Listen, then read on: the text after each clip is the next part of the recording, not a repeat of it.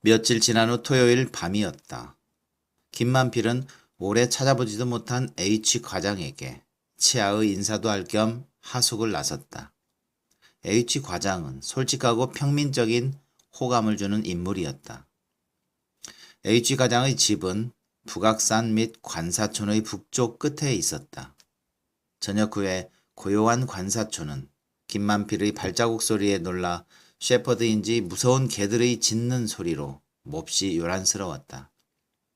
H 과장의 집으로 들어가는 골목을 돌려는 순간 바로 등 뒤에서 분주하게 걸어오는 발자국 소리가 들렸다.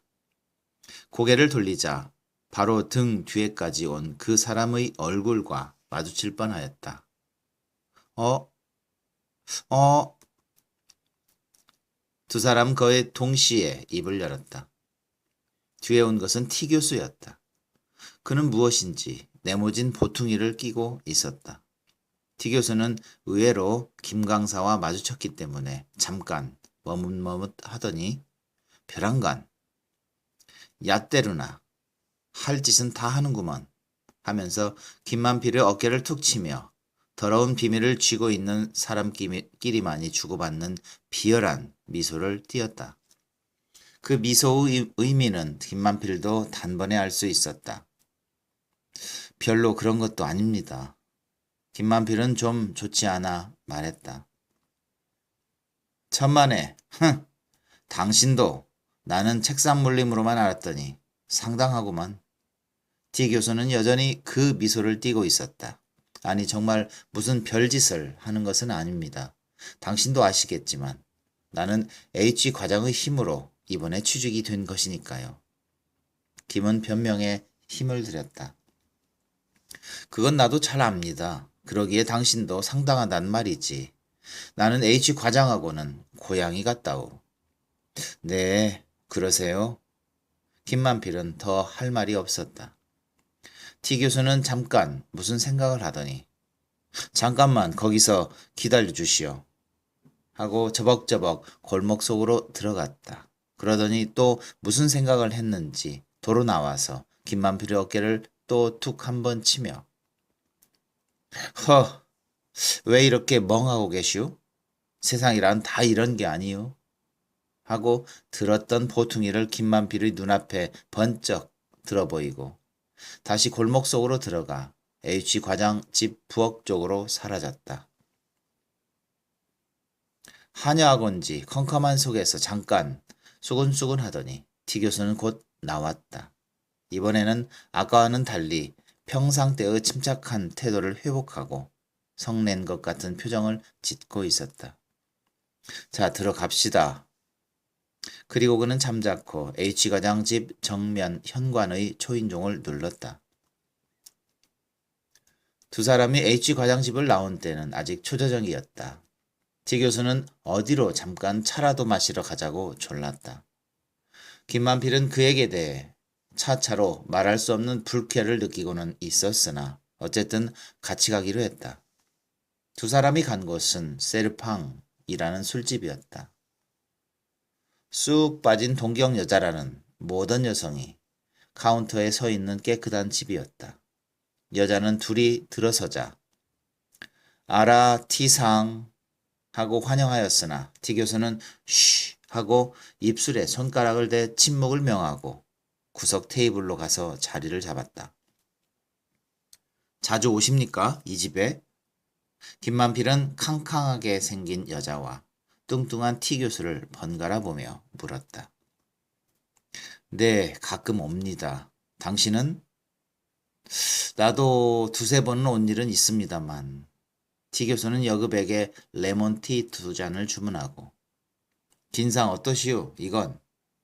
하고 왼손으로 술 먹는 신용을 해보였다. 아주 못 먹습니다.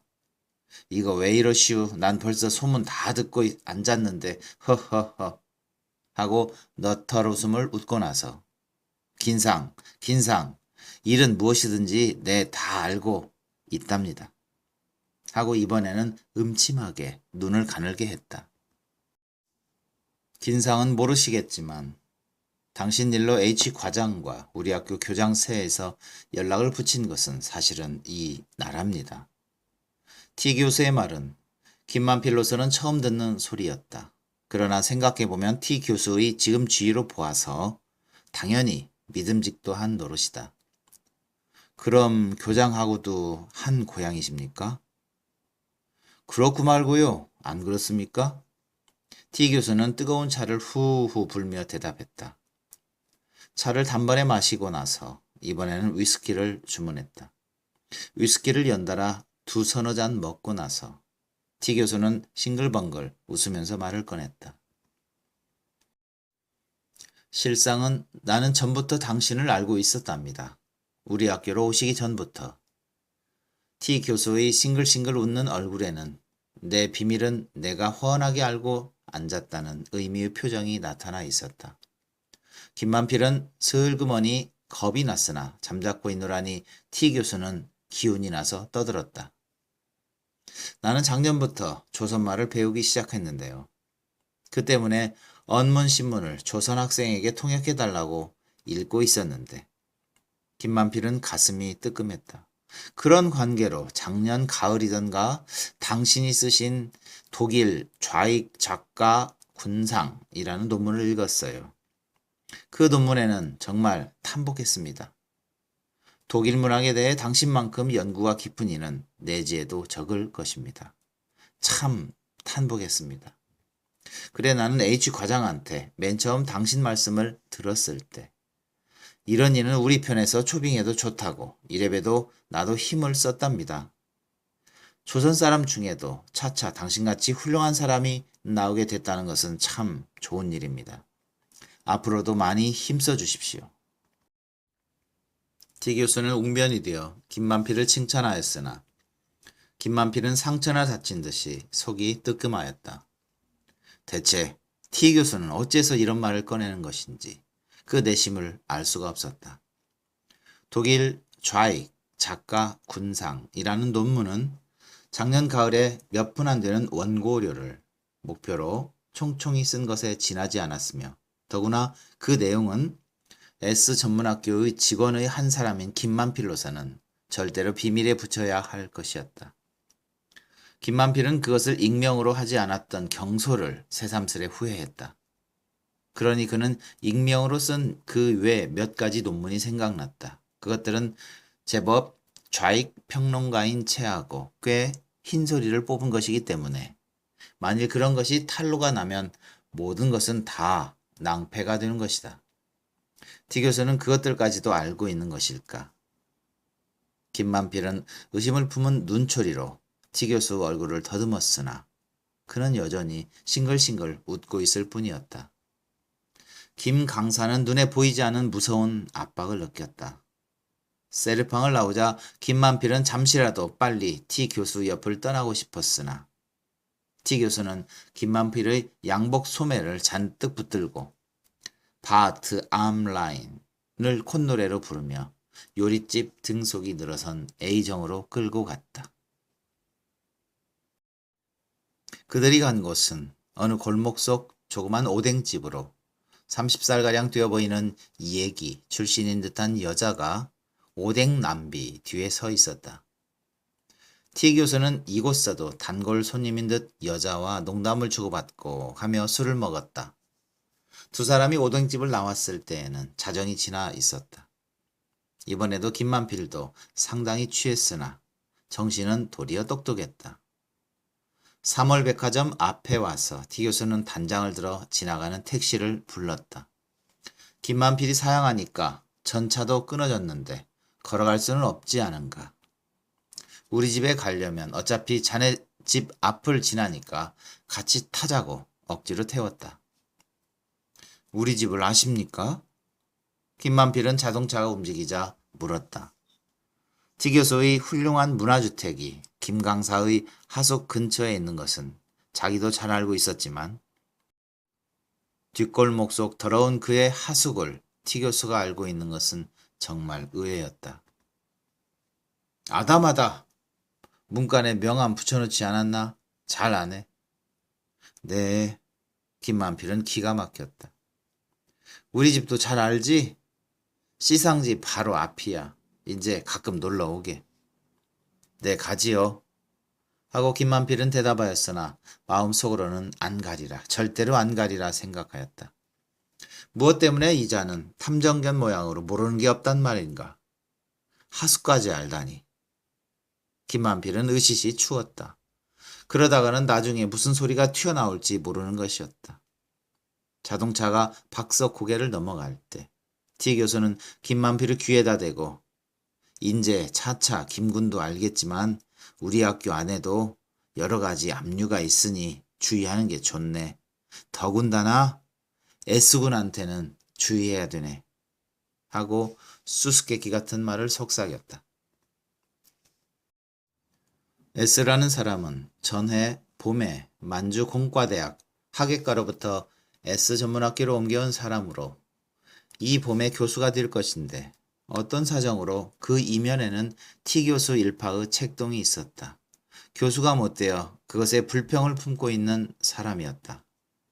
그런 사정은 김 강사는 모르고 있었기 때문에 자기 자신의 무슨 관계가 있나 하고 생각해 보았으나 아무것도 알 수 없었다. 김만필이 잠자코 있노라니까 T 교수는 껄껄 웃고 아니 뭐 별로 마음에 새겨 들을 것은 없어. 그저 그렇단 말이지. 원체가 논팽이는 교수 될 자격이 없어. 그리고 김만필의 귀에다 입을 대고 하지만 사실을 말하면 그자는 자네 시간을 욕심내고 있다네. 그 내 시간만 얻었으면 이번 가을부터 교수가 될걸. 그랬거든. 어쨌든 음흉한 놈이니 주의하게. 김만필은 무슨 무서운 악몽에 붙들린 것 같았다. 그러자 T 교수가 스톱 하고 소리를 질러 자동차는 삐 하고 급정거를 했다. 김만필은 하수구로 들어가는 골목 앞이었다. 김만필은 S전문학교에 나가게 된 후로 갑자기 마음이 우울해져서 아무도 찾아가고 싶지도 않았다. 교장은 생각만 해도 싫었다. 취임식 날 아침의 그의 경박한 인상이 일상머리에서 사라지지 않는 것이었다. 한편 교장 측에서도 김만필의 호감을 사려고 노력할 리 물론 없으며 두 사람은 어쩌다 복도에서 만나도 형식적인 인사를 주고받을 뿐이었다. T 교수는 여전히 친절한 채 하였지만 그는 친절하게 굴면 굴수록 점점 더 싫어서 김만필 편에서 경원하였다. 교원실 공기도 참을 수 없었다. 교수들 중에 김 강사에게 먼저 말을 건네는 사람은 하나도 없었다. 그들은 시간 파하는 종이 울리면 앞을 다투어 교원실로 들어와서는 더러운 물건이나 내버리듯이 백묵갑을 테이블 위에 탁 던지고 웅성웅성 쓸데없는 이야기를 시작하는 것이었으나 김 강사에게는 너 따위 놈은 우리들은 도대체 문제도 삼지 않는다는 듯한 태도를 일부러 지어 보였다. 그 중에도 언젠가 T 교수에게 귓속말을 들은 일이 있는 S 강사는 한층 심했다. 그는 김 강사의 얼굴만 보면 불쾌한 빛을 겉에까지 내면서 인사도 잘 하지 않았다. 김 강사는 시간을 끝내고 교원실에 들어오면 뜰에 핀 코스모스 꽃을 넋없이 바라보는 것이 버릇이 되었다. 때로는 그의 마음속에도 교만한 동료들에 대한 반항의 마음이 버럭버럭 치밀어 오를 적도 있었다. 놈들. 너깟 놈들이 친절하게 해준댔자 나는 조금도 기쁠 것 없다. 그러나 그런 생각을 한 후면 이번에는 자기 자신의 천박한 심정이 도리어 후회되는 것이었다. 그러나 이런 직원세의 공기와는 반대로 김 강사에 대한 학생들의 평판은 나쁘지 않았다. 내지인 학생들도 그를 괴롭히기는커녕 얌전하기 짝이 없었다. 김 강사는 가끔 독일 신흥문학 이야기 같은 것을 꺼내보았으나 학생들은 도리어 흥미있어 하는 듯하였다. 학생이라는 것은 하고 김 강사는 생각하였다. 아무데를 가도 매일반이다. 이것의 기운을 얻어 그는 차츰차츰 일반적인 새로운 문학 운동 이야기를 해보았다. 언젠가 T 교수가 주의를 시켜주던 스스키니, 가도오니 하는 학생들에게도 그래도 안심이 안 되었으나 그들도 예습은 꼭꼭 해오고 별로 건방지게 구는 법도 없었다. 10월 하순의 어느 일요일, 아침밥을 먹고 새로 도착한 룬드샤우를 들어놓은 채로 펴들고 있는데 마당에서 개다 소리가 들렸다. 문을 열고 보니 그것은 의외에도 무슨 책을 옆에 낀 스스키였다. 스스키가? 하고 김 강사는 잠깐 뜨끔했으나 도리어 일종의 흥미가 생겨서 곧 방으로 불러들였다. 스스키라는 학생은 키가 크고 광대뼈가 내밀고 아래턱이 큰 것이 마주 앉아보면 조선 사람 같은 인상을 주었다. 이 얼굴이 T 교수의 마음에 안 드는 것인가 하고 김 강사는 생각해 보았다.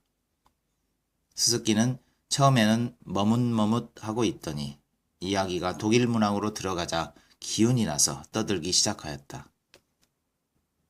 될 수만 있으면 S 전문학교 따위는 집어치우고 동경으로 가서 독일 문학을 전공하고 싶다는 것이 그의 희망이었다. 스스키의 어학 힘으로는 아직 독일어 같은 것을 잘 알지 못할 터인데 그는 독일 문학, 그 중에서도 독일 현대문학에 대해 몹시 자세히 알고 있었다.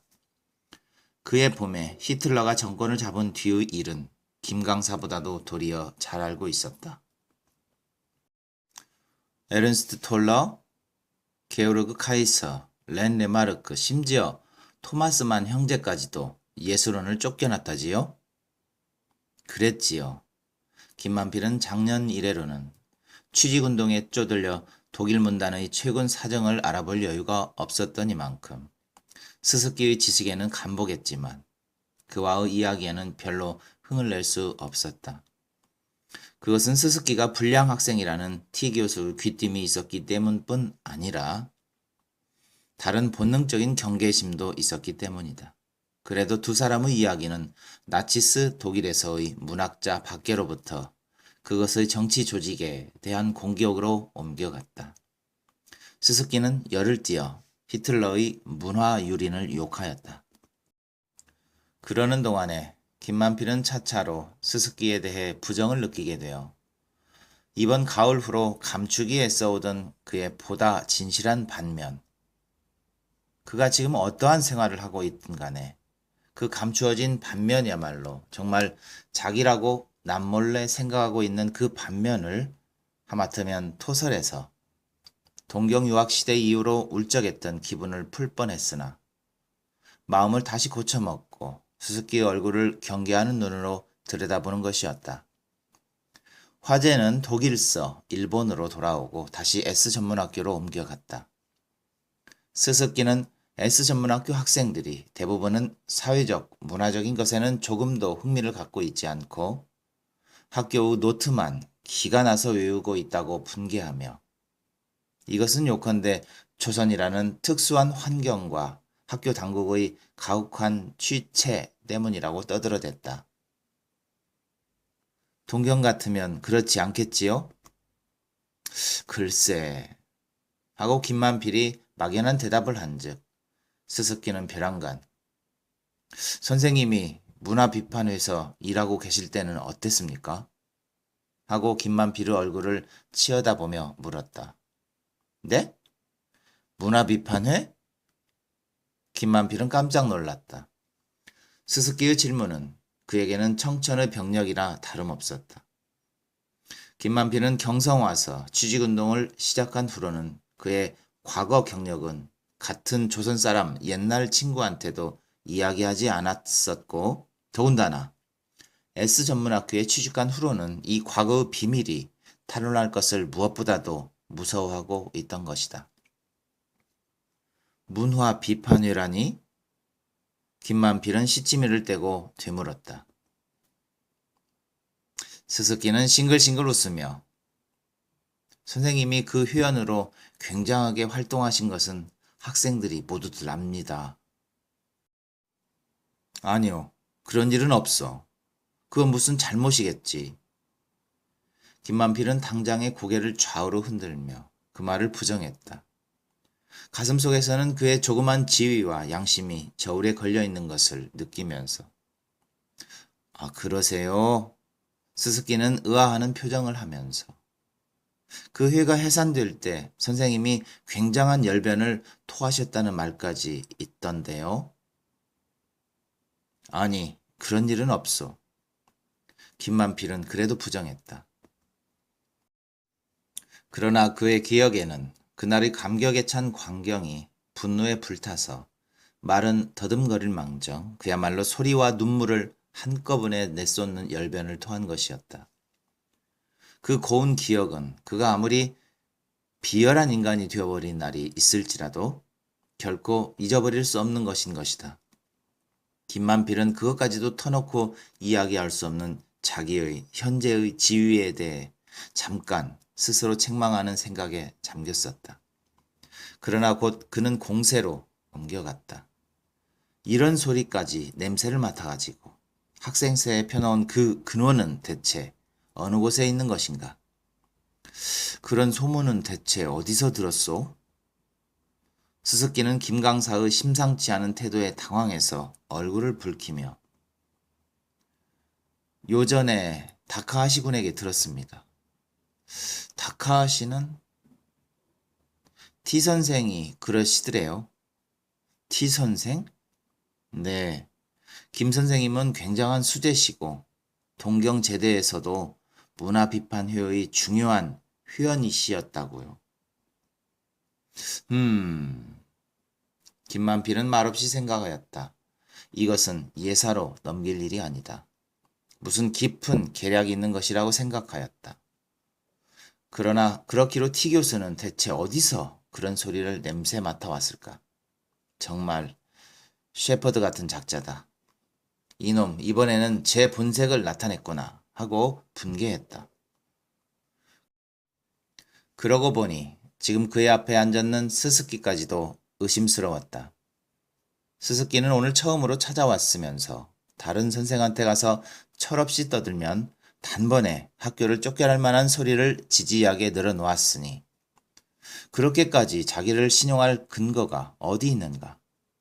어쩌면 이 스스키 놈도 T 교수와 한 통이어서 일부러 김만필의 본심을 떠보려 온 것이나 아닐까? 이렇게 의심하기를 시작하니까 다음 모든 것이 의심이 되었다. 대체 취임식 다음날 T 교수가 난데없이 스스키 욕을 자기에게 들려주던 것부터 이상스러웠다. 그것은 일부러 자기를 속일 전제가 아니었던가? 스스키는 김 강사의 눈치가 험해가는 것을 보고 어쩔 줄을 몰라 멈칫거렸으나 스스키가 그러면 그럴수록 김 강사는 이놈 시치미를 떼는구나 하고 점점 더 스스키가 밉게 생각되는 것이었다. 스스키는 흥미 깨진 듯이 한참 앉았더니 너무 실례가 많았습니다.